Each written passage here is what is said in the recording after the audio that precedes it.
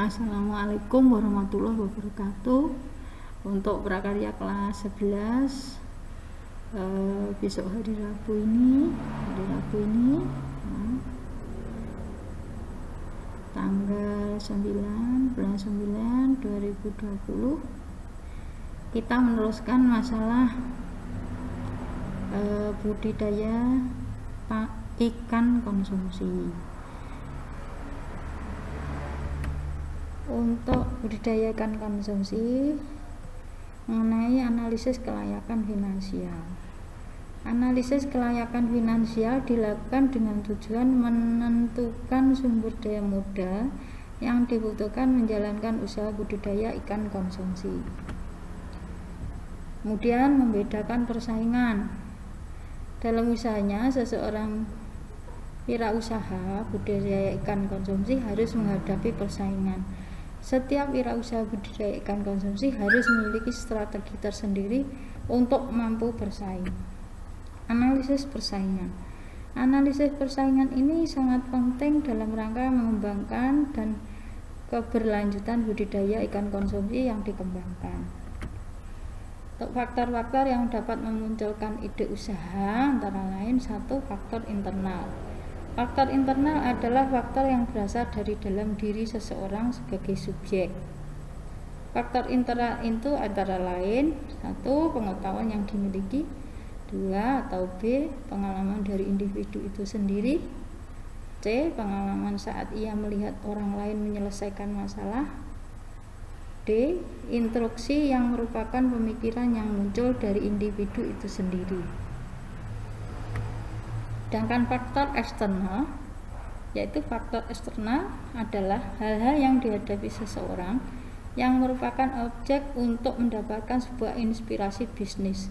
Faktor eksternal antara lain: A. Masalah yang dihadapi dan belum terpecahkan, kesulitan yang dihadapi sehari-hari, B.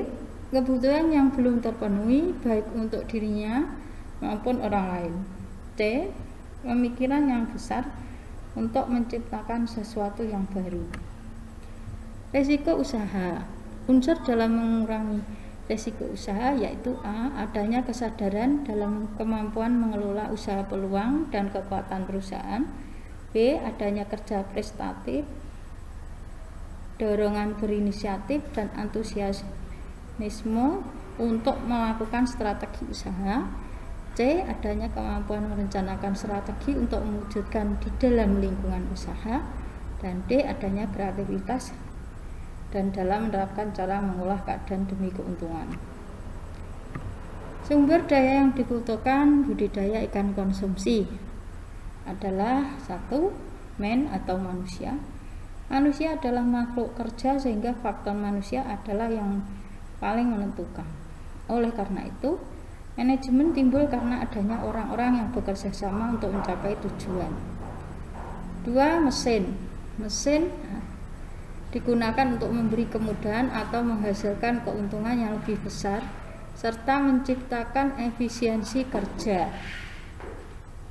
3. Money atau uang merupakan salah satu unsur yang tidak dapat diabaikan. Besar kecilnya hasil kegiatan dapat diukur dari jumlah uang yang beredar dalam perusahaan. Hal ini terkait dengan beberapa banyak uang yang harus disediakan, yang harus untuk membayar tenaga kerja, alat-alat yang dibutuhkan, dan lain-lain. Material atau bahan. Material terdiri dari bahan setengah jadi dan bahan jadi. Tanpa materi tidak akan tercapai hasil yang dikehendaki.